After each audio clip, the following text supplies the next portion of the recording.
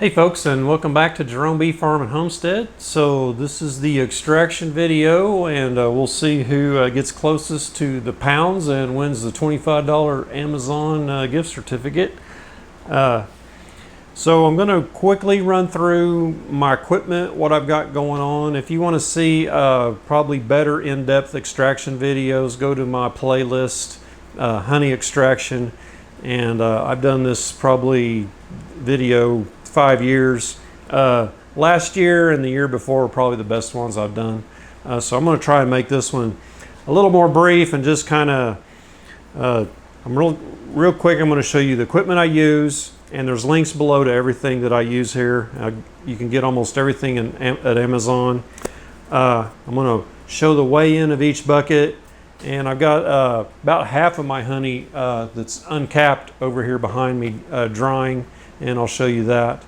And that's basically it. Let's get started, and I'll give you a quick little tour and show you how I got my setup going here. Okay, real quick, this is part of our big 30 by 60 building, and it's basically an apartment that we lived in for 5 years while we were paying our debt down and getting ready to build our house. So we are in our house now. We've been in it for a year, and trust me, it is nice to live in a house. This apartment served its purpose, but we were ready to get out of it. It's 600 square feet, and behind me we've got back in here's a restroom, shower, and there's the bedroom. So we've got our extractor here, and I don't have it put together yet because I want to show you some things inside. This is the motor. It's a variable speed and reversible. It has a safety switch, so when you open the lid, it'll shut the motor off. They don't make this anymore with this particular motor. Now it has a red motor that probably does the same thing. But I got this from Brushy Mountain, and Brushy Mountain's no longer in business. But I did find it on, I think they're called Blue Sky Bee Supply, or maybe Blue Lake Bee Supply, Blue something. Anyway, there's a link down below if you're interested in this. So it has a 9-frame, whatever you call it, rotisserie thing there, and I'll show you that in a second. But I want to show you down in here. So it's kind of got a convex bottom, but what I want to show you is right here. This is where that frame holder sits and rotates, and there's a ball bearing down in there. So something you need to be careful when you're done extracting and you are cleaning out your extractor. A lot of people, including myself, are tempted to turn that thing upside down after you've rinsed it all out to get all the water out. Well, when you do that, make sure that little ball bearing doesn't fly out. So I got this big fan here. I turned it off for now to blow on these supers here. So these are the ones that are uncapped. I sorted out all my honey and split it by capped and uncapped. My capped stuff is out in the garage section, and it's probably 90 plus degrees out there, and I want to keep that honey warm. So I got this dehumidifier running here, and there's a link below to this. I just bought it a couple weeks ago to keep the humidity down in this apartment because it was getting really humid in here for some reason. I think it's coming up from the floor, all the rain we had this year, and I have it draining right there into the washer dryer drain. So there used to be a front loader washer and dryer right here when we lived down here, and that's been moved up to the house. So I have a capping extractor here. This is a Man Lake brand, and I actually bought a second one this year so I could have 2 people doing this uncapping at once. So I do my uncapping here. I run down my frames with the hot knife, and I found that does a real good job of keeping the honey, the frames, when you put them in the extractor, you don't get a lot of cappings flying off and clogging up your screen. So I'll talk a little bit about the screen here in a minute, but this is the cappings tank. Last year I had this thing completely full, and I got probably, man, I don't know, 80-90 pounds of honey out of here, and it drains here with this gate. Let's come over here. So also I have these scales here, just bathroom scales. That's what I weigh my buckets with. And down here, this is a 2-stage screen filter. So coarse on the top and extra fine. And I don't know how many microns that is, but it's pretty fine. You can get this on Amazon. There's a link below to that. I have a bucket with a spigot in it, and you can get these spigots on Amazon, and I have a link to that. So you can check that out. So that's my, this bucket here doubles as my bottler. So let's talk buckets real quick. If you watched my video 2 years ago, you'll notice I had a bucket crack right across here. And it was a Lowe's bucket, and it was like 67 mil or something like that. If you look at these buckets here, this is a Tractor Supply bucket, and these are all food grade. This bucket here is made by Litica. I don't know if you can see that or not, but it is a 70 mil bucket. And this bucket here is Berry Plastics, and it is a 90 mil bucket. This bucket is heavy duty. Focus. This bucket is heavy duty.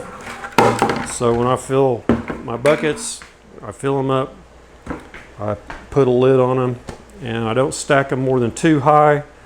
So when that one split on me, I had them stacked 3 high.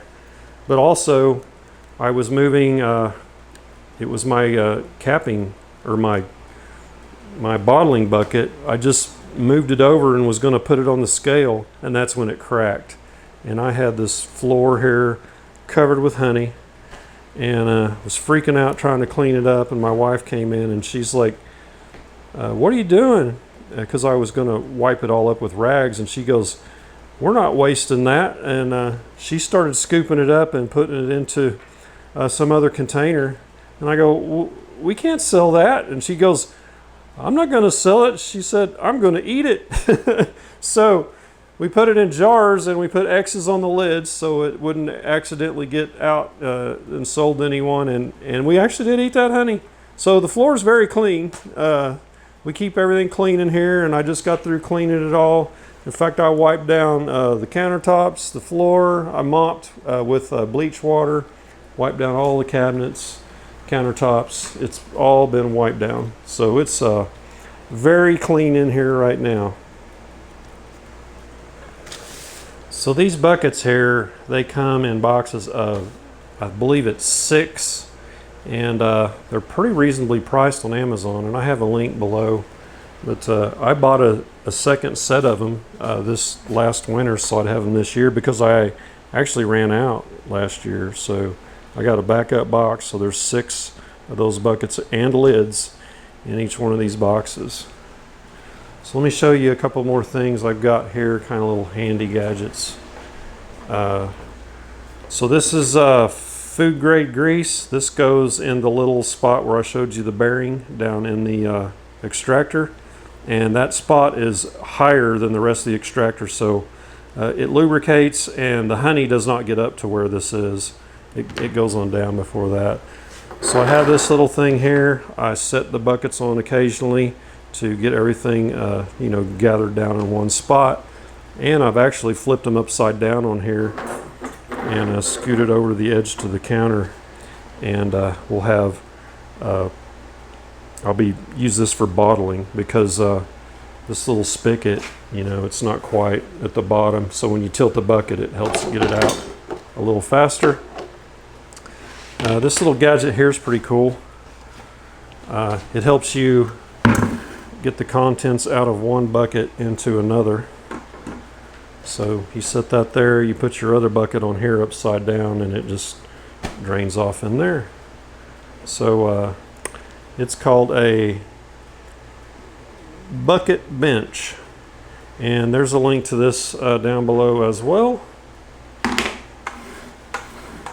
And that is about it. You'll need a spatula, so I use this to kind of scoop the honey down, get it to one side on the bottom when you're transferring from your main bucket into your bottling bucket. And that's about it. So let me get this frame holder in there and get it set up. So get a little dab of this grease and put down in there on that bearing. It looked to me like it was greased already. And here's our extractor. So this is a radial extractor. The frames go in here, the edge like this and facing this way, and it holds 3 per each section here.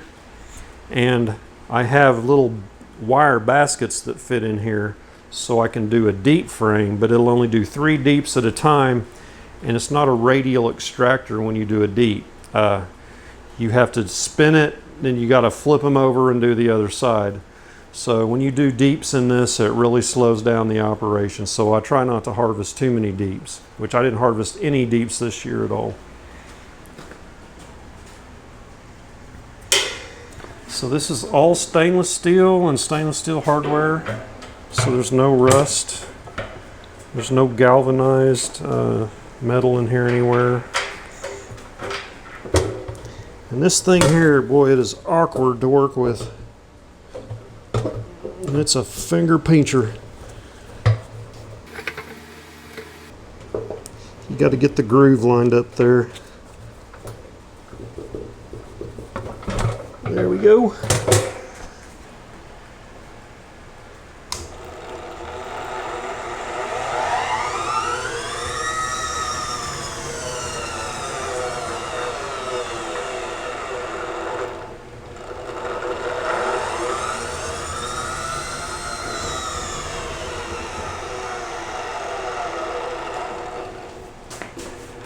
Okay, that's it. We're all set up. Need to get our uncapping station ready, get our hot knife plugged in and ready, and we can start doing some extracting.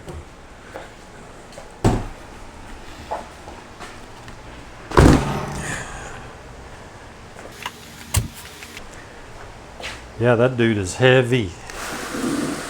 It's full.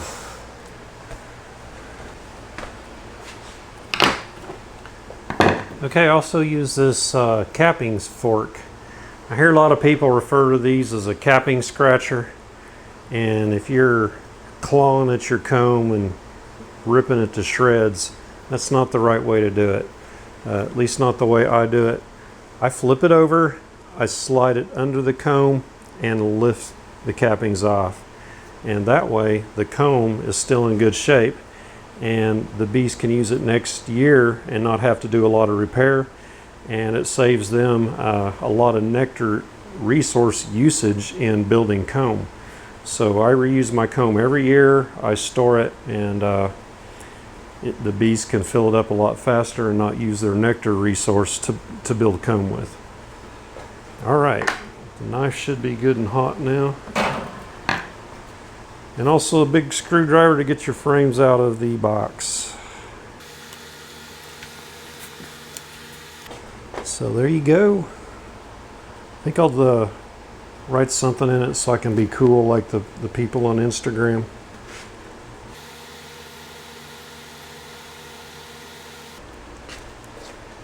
There we go. Now I'm cool like everybody else.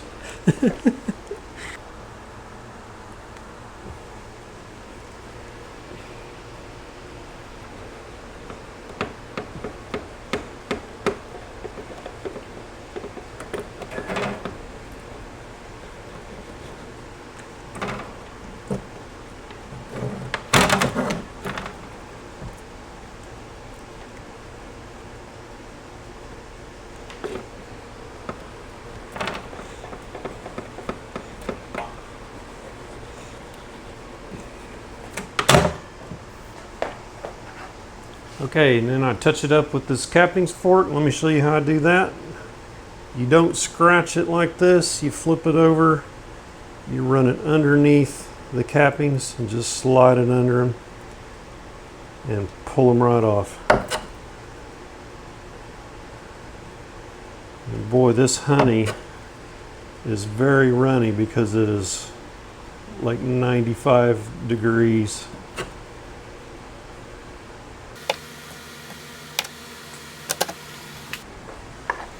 It's also good to have a little plate to put under your frame when you're carrying it to the extractor, because it's dripping.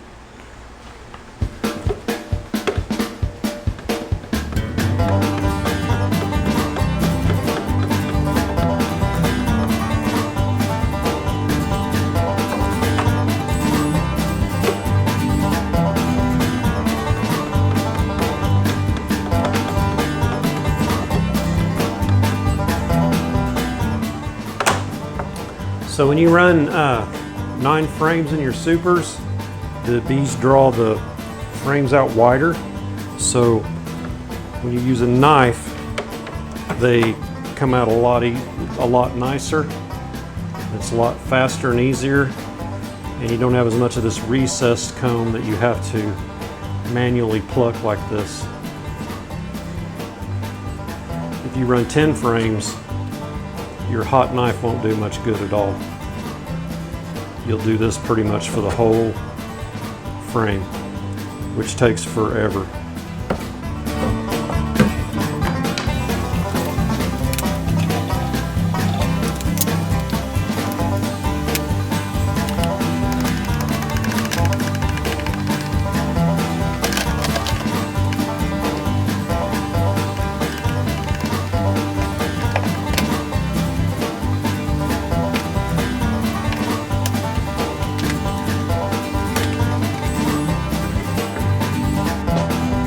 My extractor holds 9 frames like that, radial, so basically 1 super per run.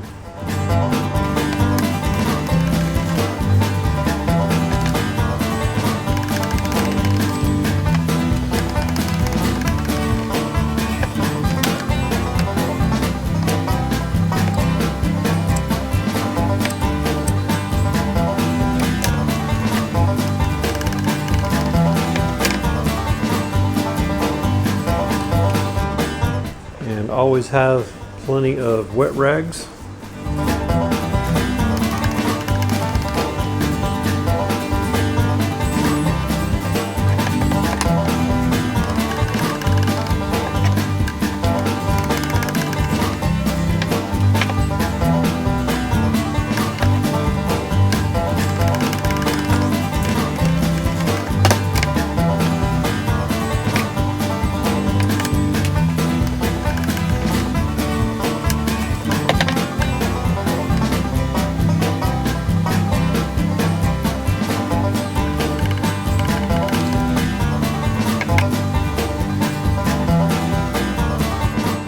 Okay, the extractor is full. Let's go over there and let's crank it up.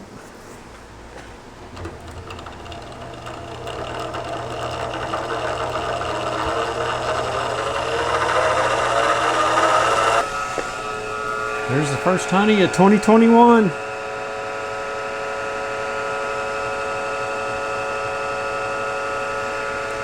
Yeah, look at that stuff. Pure gold.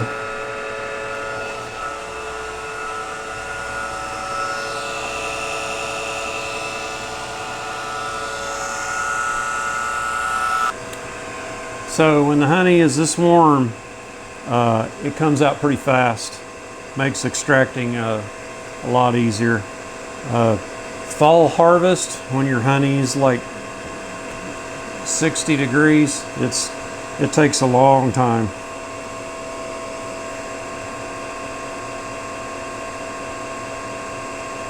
I think we got a frame that's not quite sitting in its spot correctly because we got a little bit of wobble.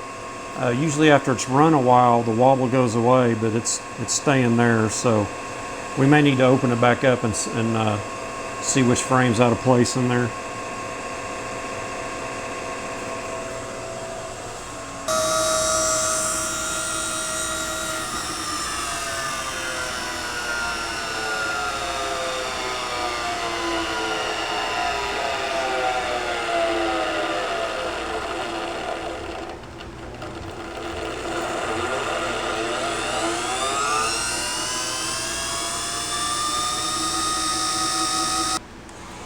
Okay, so I tilted it forward and got most of the honey out. So let's throw it on the scales and see how much we got out of one super that was completely full.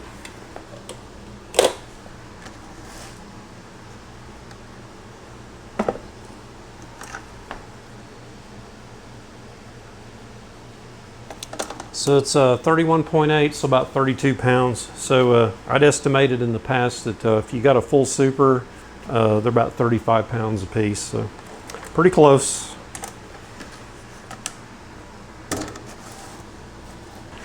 Okay, I'm just going to time lapse the rest of this and show you each bucket I weigh once they get full, and I'll cap them off with the lids and store them, and then we'll tally up the total.